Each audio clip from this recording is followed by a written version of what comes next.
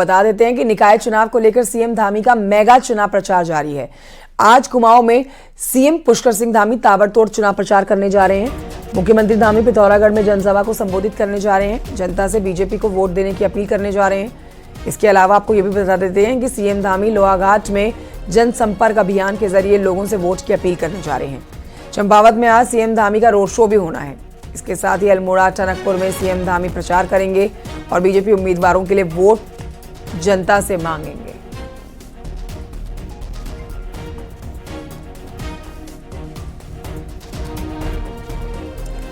वहीं आपको बताएं कि शुक्रवार को मुख्यमंत्री पुष्कर सिंह धामी ने हरिद्वार के शिवालिक नगर पहुंचकर रोड शो किया है। बीजेपी प्रत्याशी राजीव शर्मा के समर्थन में रोड शो निकाला है। सीएम धामी ने बीजेपी कार्यकर्ता बड़ी संख्या में उनके साथ इस रोड शो में शामिल हुए हैं। 3 तस्वीरें आपके टेलीविजन स्क्रीन पर। शिवालिक नगर शिव मंदिर से टेरी विस्थापित कॉलोनी तक जोरदार रोड शो निकाला गया।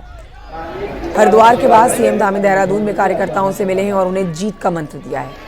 देहरादून के रायपुर में सीएम कार्यकर्ता सम्मेलन में पहुंचे। इस दौरान बड़ी संख्या में कार्यकर्ता मौजूद रहे। देहरादून में बीजेपी के मेयर प्रत्याशी सौरभ थपलियाल के मौजूदगी में ये रोड शो किया गया और ये जनसंपर्क किया गया। मुख्यमंत्री धामी ने शुक्रवार को कोटद्वार में भी चुनाव प्रचार किया। उन्होंने बीजेपी के मेयर प्रत्याशी शैलेंद्र सिंह रावत के समर्थन में विजय संकल्प जनसभा की। सीएम ने कहा है कि पिछली बार कोटद्वार में बीजेपी की सरकार न होने से कोटद्वार नगरीय क्षेत्र में विकास की रफ्तार रुक गई थी, लेकिन इस बार जनता ट्रिपल इंजन की सरकार बनाने जा रही है।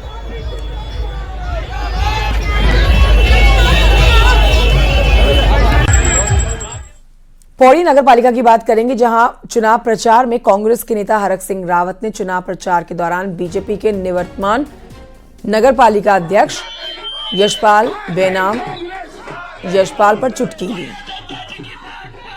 दरअसल मंच के पास यशपाल बेनाम को गुजरता देख हरक सिंह रावत ने उन्हें पुकारा और यशपाल बेनाम को ईडी से ना डरकर कांग्रेस का साथ देने के लिए कहा। दरअसल पहले यशपाल बेनाम कांग्रेस में थे, लेकिन साल 2018 में यशपाल बेनाम ने भाजपा के टिकट से पहली बार नगर पालिका का चुनाव लड़ा था। अरे यशपाल भाई, मेरे खिलाफ भी ईडी है। मैं चलो लोकसभा चुनाव हुआ, ईडी आ गई। केदारनाथ चुनाव हुआ, ईडी आ गई। अब मैंने श्रीनगर में नारे लगाए तो परसों हमारे कॉलेज में फिर ईडी भेज दी। तो मैं नहीं कर रहा हूँ ईडी से, तो बेनाम भाई कैसे डरेगा ईडी से? बेनाम भाई का ईडी से डर रहा नहीं कर रहा। हरिद्वार के मंगलौर से खबर, जहां पर बड़ा चुनावी उलटफेर हुआ है। यहां पर नगर पालिका अध्यक्ष का चुनाव लड़ रहे कांग्रेस के प्रत्याशी चौधरी इस्लाम का नामांकन पत्र बहाल कर दिया गया है। नैनीताल हाईकोर्ट ने यह बड़ा फैसला लिया है। जांच के बाद उनके नामांकन को पहले रद्द कर दिया गया था, लेकिन चुनाव से ठीक 1 हफ्ता पहले चौधरी इस्लाम का नामांकन बहाल हो गया है और अब वो चुनाव लड़ सकेंगे। जिसके बाद समर्थकों में मंगलौर में जुलूस निकाला है और खुशी की लहर यहां पर समर्थकों के बीच में दौड़ती नजर आई है। चौधरी इस्लाम विधायक काजी निजामुद्दीन के करीबी माने जाते हैं। चौधरी का नामांकन रद्द होने के बाद काजी ने यहां पर एक निर्दलीय को समर्थन देने का भी ऐलान कर दिया था। हालांकि अब मंगलौर में सियासत तेजी से बदल रही है। आवाम की जीत हुई और ईमानदारी की जीत हुई। पूरा विश्वास था। आवाम आपको दिख खड़ी साहब सामने, सबका यकीन था कि हमारी जीत होगी। हाँ, सब तैयार खड़े हैं। चौधरी इस्लाम जो भी साथ होगा। बीजेपी प्रदेश अध्यक्ष और राज्यसभा के सांसद महेंद्र भट्ट ने थराली नगर पंचायत में चुनाव प्रचार किया और बीजेपी प्रत्याशी सुमन देवी के समर्थन में रोड शो निकाला। बीजेपी ऑफिस में कार्यकर्ताओं को भी संबोधित किया, कार्यकर्ताओं को जीत का संदेश दिया, विकास कार्यों को लोगों तक लेकर जाएं कहा। जनता, हर क्षेत्र की जनता इस बात को जानती है कि केंद्र में सरकार, राज्य में सरकार, इधर इस बजट की दृष्टि से भी, स्थानीय निकाय के विकास की दृष्टि से भी, स्थानीय निकाय में भारतीय जनता पार्टी का प्रत्याशी जीतना चाहिए। ये विकास को गति देगा, ट्रिपल इंजन के रूप में काम करेगा। इसे पार्टी ने स्पष्ट रूप से अपने विकास के एजेंडे को लेकर ही हमने कोटद्वार पहुंचे कांग्रेस के प्रदेश अध्यक्ष करण माहरा का कांग्रेस के युवाओं ने बाइक रैली यहां पर निकालकर जोरदार स्वागत किया। करण माहरा कांग्रेस से मेयर प्रत्याशी रंजना रावत के समर्थन में चुनाव प्रचार करने कोटद्वार पहुंचे। इस दौरान उन्होंने कोटद्वार वासियों से कांग्रेस प्रत्याशी को वोट करने की अपील की है। उनसे पूछे गए सवाल पर उन्होंने कहा कि बीजेपी के भीतर घमासान मचा हुआ है। एक दल बदल वाले नेता को टिकट मिलने से सभी लोग नाराज हैं। ने कहा कि हमारे अगर मेयर जीतते हैं, हमारे लोग जीतते हैं तो वार्ड्स में बड़े वाटर प्यूरिफायर लगाएंगे ताकि गरीबों का बच्चा भी जो है शुद्ध पानी पी सके। उसके अलावा हम लोग अस्पतालों की व्यवस्था पे बात कर रहे हैं कि बीजेपी में इससे ज़्यादा उथल पुथल है। बीजेपी में एक ऐसा व्यक्ति चुनाव लड़ रहा है जो पहले बीजेपी में था, उसके बाद कांग्रेस में आया और आज फिर पुनः बीजेपी में गया, तो बीजेपी का भी कैडर नाराज है। कांग्रेस में बड़े नेताओं की ब्लैकमेलिंग बर्दाश्त नहीं होगी, ये बात कांग्रेस प्रदेश अध्यक्ष करण माहरा कह रहे हैं। लेकिन बड़े नेताओं पर अनुशासन की चाबुक चलाएगा कौन? क्योंकि अनुशासन को तार तार करने वाले कुछ बड़े नेताओं पर अब तक कोई कार्रवाई नहीं हो पाई है। देखिए रिपोर्ट। कांग्रेस पार्टी में बड़े नेता मन मुताबिक फैसले करते हैं। नेता कई बार खुद को पार्टी से बड़ा समझने लगते हैं। कांग्रेस में इस वक्त सबसे बड़ा उदाहरण पिथौरागढ़ का है, जहां कांग्रेस विधायक मयूख मेहर कांग्रेस उम्मीदवार के बजाय बागी उम्मीदवार के साथ खड़े हैं। लेकिन अब तक विधायक के खिलाफ कोई कार्रवाई नहीं हुई। पार्टी हाईकमान के फैसले का इंतजार कर रही है, पर सवाल है कि प्रदेश में विधायक इस तरह फैसले करेंगे तो कार्रवाई क्या सिर्फ छोटे नेताओं पर होगी? बड़े नेता अपनी राजनीति क्या करते रहेंगे?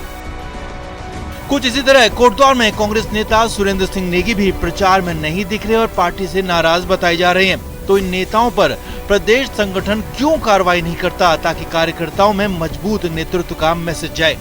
और दूसरा, वो अपने को भगवान के बराबर मानना, ऐसे रावण और कंस ने भी किया था कि मैं भगवान हूं और उनका अंत हुआ। मुझे लगता है कि अब वहां भी यही होगा। अब राजनीतिक अंत उनका सुनिश्चित है, ऐसा मेरे को मानना है।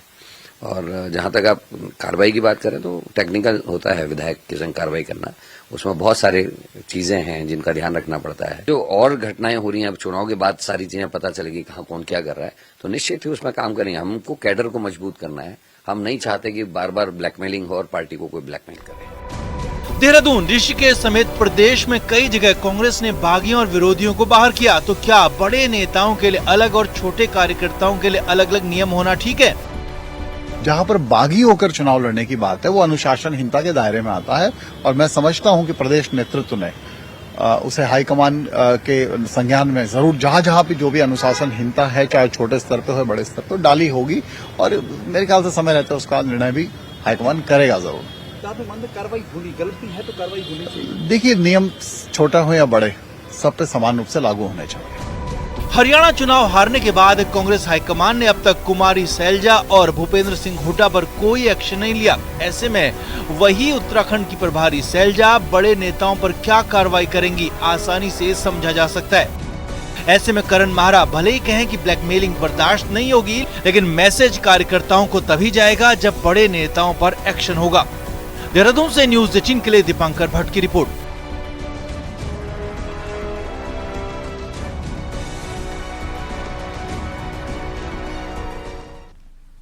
ऋषिकेश नगर निगम में चुनाव दिलचस्प होता हुआ नजर आ रहा है। गुरुवार को निर्दलीय प्रत्याशी दिनेश चंद्र मास्टर जी के समर्थन में लोक गायक नरेंद्र सिंह नेगी ने भारी भीड़ जुटाई।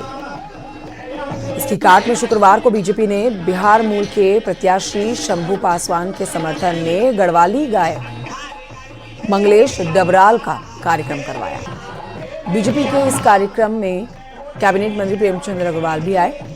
ऋषिकेश में नाच गाने की राजनीति पर लोग चुटकी ले रहे हैं। अब निगाहें कांग्रेस की तरफ है कि क्या पार्टी प्रत्याशी दीपक जाटव भी किसी गायक का सहारा लेंगे?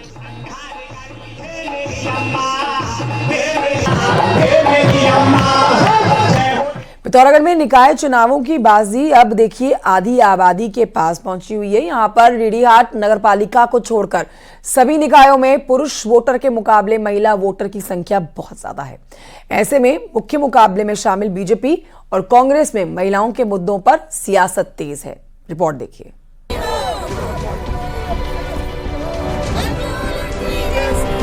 निकाय चुनाव का रण अंतिम दौर में पहुंचने को है। ऐसे में शहर की सरकार पर काबिज होने के लिए बीजेपी और कांग्रेस ने एड़ी चोटी का जोर लगाया है। राष्ट्रीय दलों के साथ ही निर्दलीय उम्मीदवार भी हर वर्ग को लुभाने में जुटे हैं, लेकिन पिथौरागढ़ में सत्ता की चाबी महिलाओं के पास है। असल में यहाँ 1 नगर निगम और 4 नगर पालिका के साथ 1 नगर पंचायत है। ऐसे में 6 निकायों में 5 पर महिला मतदाताओं की संख्या पुरुषों के मुकाबले ज्यादा है। बीजेपी को भरोसा है कि जिस तरह महिलाओं ने केंद्र और राज्य के चुनाव में उन पर भरोसा जताया था, ठीक उसी तर्ज पर निकायों में भी महिला वोटर्स कमल का साथ देंगी। इस तरह उन्होंने हमें लोकसभा में और विधानसभा में जो हमारी जीत का एक प्रमुख आधार बना है वो महिला वोटर का बना है। उसी तरह हमें पूर्ण विश्वास है, क्योंकि जो महिलाओं के वोट हैं वो बिकाऊ भी नहीं होते, वो देखते हैं कि किस प्रकार से प्रत्याशी है। पिथौरागढ़ नगर निगम में जहां महिला वोटर्स 19,866 हैं, वहीं पुरुष वोटर्स की संख्या 19,337 है। दारचूला नगर पालिका में महिला वोटर 2,344 हैं, जबकि पुरुषों की संख्या 2,216। वहीं गंगोलीहाट नगर पालिका में भी महिलाओं की संख्या पुरुषों के मुकाबले करीब 100 आगे है। कुछ ऐसा ही हाल बेरीनाग और मुंशियारी का है, जबकि डीडीहाट नगर पालिका में 1843 महिलाओं के मुकाबले 2020 पुरुष वोटर हैं। कांग्रेस का दावा है कि महिला हिंसा, महंगाई और बेरोजगारी जैसे मुद्दों पर महिला वोटर्स उनके पक्ष में हैं। महिलाओं के संग अपराध हो रहे हैं, छेड़खानियां हो रही, बलात्कार हो रहे, मर्डर हो रहे। बीजेपी के शासन में बहनें कभी नहीं बोलेंगी। इनकी रसोई महंगी हो गई, राशन महंगा हो गया। सारी बहनों के जो बच्चे हैं, पढ़ी लिखी बेटी, पढ़ी लिखा बेटा आज घर में बेरोजगार है।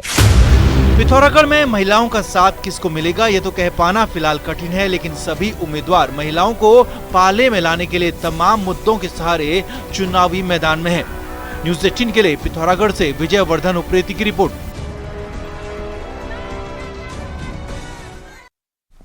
पौड़ी के सतपुली नगर पंचायत चुनाव के प्रचार में सभी प्रत्याशी जुटे हुए हैं और जीत के लिए कड़ी मेहनत कर रहे हैं। सतपुली नगर पंचायत में अध्यक्ष पद के लिए बीजेपी ने इस बार भी अंजना वर्मा को प्रत्याशी बनाया है, जबकि कांग्रेस ने जितेंद्र चौहान को उम्मीदवार बनाया है। दोनों प्रत्याशी अपनी जीत का दावा कर रहे हैं, सतपुली के विकास के लिए काम करने की बात कर रहे हैं। इस साल भी हमने काफी कार्य किए हैं, बस जो रुके हुए कार्य है वो हम पूरा करेंगे। बस जनता के बीच कुछ नहीं, हम अपनी पार्टी को मजबूत बनाएंगे और उनसे कहेंगे सच्चाई का साथ दे, सतपुली का विकास के लिए हमारे साथ खड़े रहे, बस यही चाहेंगे। मेन मुद्दा हमारा ये था, सबसे पहले यहाँ पार्किंग होनी चाहिए, 4 पार्किंग, क्योंकि 4 ब्लॉकों का एक केंद्र है, 4 ब्लॉकों का सेंटर है। यहाँ पर किसी भी सेंटर होने के कारण मगर एक भी पार्किंग नहीं है यहाँ पर। तो पहला मुद्दा हमारा ये रहेगा कि हम चारों तरफ में 4 पार्किंग बनाएंगे। दूसरा, यहाँ डंपिंग जोन नहीं है कूड़े का, वो जो कूड़ा है कूड़ा का निस्तारण हो नहीं पाता, और जहाँ डंपिंग किया जा रहा है वो है नदी के किनारे। तो उससे एक जल प्रदूषण हो रहा है, नदी का जो हमारी नहर गंगा है तो उसका प्रदूषण हो रहा है। साथ ही गर्मियों में जब यहाँ उसमें आग लगाई जाती है। शहर के सरताज में आज आपको दिखाने जा रहे हैं प्रदेश के सबसे बड़े नगर निगम देहरादून के समीकरण। यहाँ पर शहर का सरताज बनने के लिए बीजेपी और कांग्रेस में सीधा सीधा मुकाबला बता हुआ है। अब हालांकि मुद्दों की आप बात करें तो क्या मुद्दे हैं यहाँ पर, क्या यहाँ के लोगों की मांग है, डिमांड है, इस पर आपको दिखाते हैं रिपोर्ट।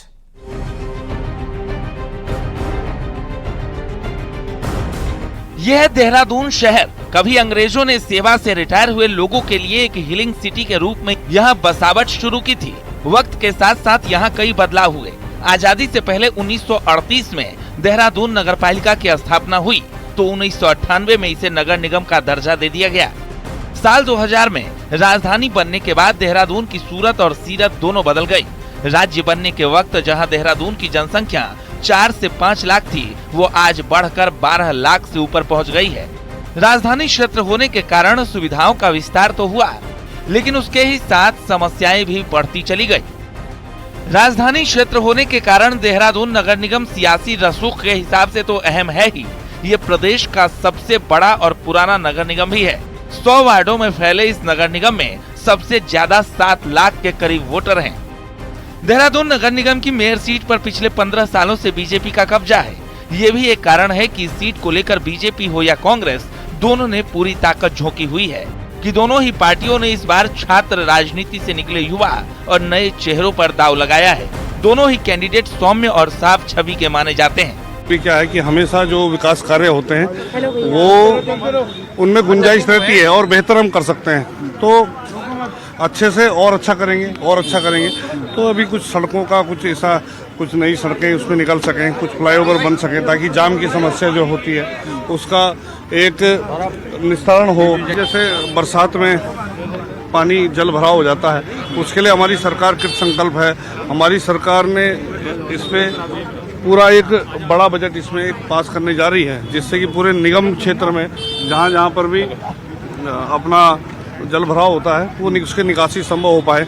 जो 15 साल भाजपा के जो कार्यकाल रहा है बड़ा ही निराशाजनक रहा है। इन्होंने स्मार्ट सिटी के नाम पर जिस तरह की लूट खसोटी की है और जो स्मार्ट सिटी के नाम पर देहरादून का स्वरूप बिगाड़ने का काम किया है, मेरा प्रयास रहेगा कि देहरादून जो पुराना देहरादून है उसको पुराने देहरादून पे लाने का प्रयास रहेगा कि हर साल 2.5 लाख पेड़ लगाने का मेरा लक्ष्य रहेगा, जिसमें से 70% जो है उसको जीवित रखने का भी मेरा संकल्प रहेगा। 100 नगर निगम वार्ड हैं, उस पर नगर निगम की जहाँ पर भी खाली जमीन होगी वहाँ बच्चों के लिए और बुजुर्गों के लिए एक पार्क की भी व्यवस्था की जाएगी। देहरादून के मुद्दों की बात करें तो कई सालों से स्मार्ट सिटी का काम चल रहा है, जो सबसे बड़ी मुसीबत है। ज्यादातर लोग स्मार्ट सिटी के काम से खुश नहीं हैं। शहर का ट्रैफिक जाम अब लोगों को परेशान करने लगा है और जाम के हालात हर रोज पैदा होते हैं। हल्की सी बारिश में भी ड्रेनेज सिस्टम की पोल खुल जाती है और पूरा शहर लबालब भर जाता है। शहर में पार्क, नाली और साफ सफाई के लिए भी लोग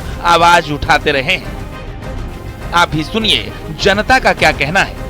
व्यापारियों की समस्याएं जो स्मार्ट सिटी बनी है उसके लिए, उसके संबंध में हमें अपने बाजार की समस्याएं हैं। सबसे बड़ी समस्या है हमारी पेशाब घर की। व्यापारियों के लिए कोई पेशाब घर नहीं है। एक पेशाब घर की जगह आवंटित की गई थी, वो एक बीजेपी नेता को आवंटित कर दी गई दुकान बनाने के लिए। ये स्मार्ट सिटी की ये बनी है, सड़क बनी है, ये जो है इसमें से 2-2 नालियां बनी हुई हैं। पूरा दिन बदबू आती रहती है। आजकल बरसात है तो बदबू नहीं आती, पूरा दिन बदबू आती रहती है। ये चाहूंगी कि चुनाव जो है वो सिर्फ राजनीतिक स्तर पर ना हो। एक ऐसा कैंडिडेट हमारे लिए आए जो थोड़ा सेंसिबल हो, इंटेलेक्चुअल हो, जो ये सोच के चले कि आने वाले समय में जो आज देहरादून की हालत है कि हमने इसको ग्रीन सिटी से कंक्रीट सिटी में तब्दील कर दिया है।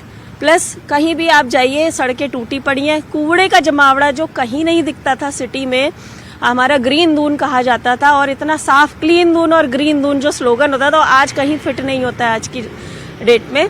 जितने भी दुकानदार पलटन बाजार पे देखो, आधी से ज्यादा दुकानें वो बाहर निकाल के रखते, तो उसमें आम पब्लिक को परेशानी हो रही है और हम गाड़ी पार्क नहीं कर सकते, फिर समस्याएं आम आती है। और अभी जैसे आजकल नया रूल यहाँ पे चल गया है कि कहीं से भी कोई गाड़ी उठा के ले जाता है, कहीं पे स्कूटर खड़ा कर दो वो उठा के ले जाते हैं।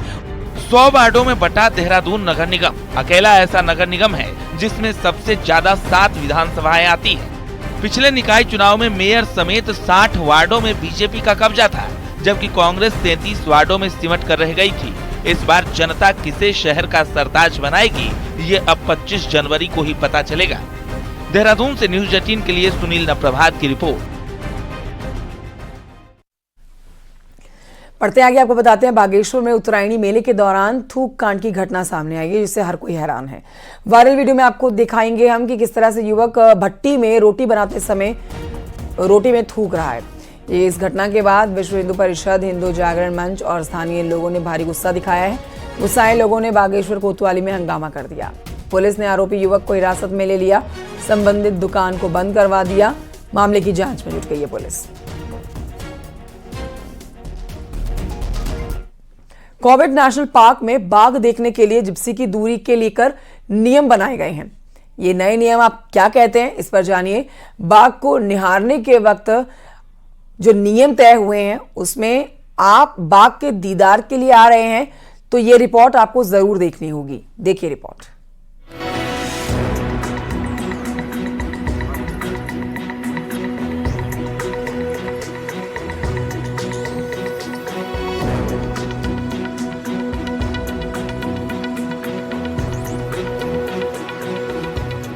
अब कॉर्बेट नेशनल पार्क में आने वाले टूरिस्ट और जिप्सी वालों की मनमौजी हरकतों पर रोक लगने जा रही है और बाघ को निहारने के लिए खास और सख्त नियम कायदे जारी हो गए हैं। कॉर्बेट प्रशासन ने बाघ को जिप्सी से देखने की दूरी 30 मीटर निर्धारित की है।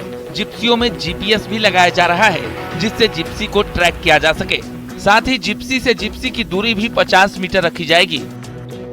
कि कई तरह के उसमें प्रतिबंध लगाए गए हैं कि बाघों को बहुत पास तक उनके नहीं जाना है, जिप्सियों को आपस में कुछ दूरी बना के रखनी है और कोई भी ऐसा हल्ला गुल्ला या सारी चीजें नहीं करनी है। इनका बहुत ही क्लियर कट हम कॉर्बेट टाइगर रिजर्व में हमारा द्वारा इसमें संचालन किया जाता है।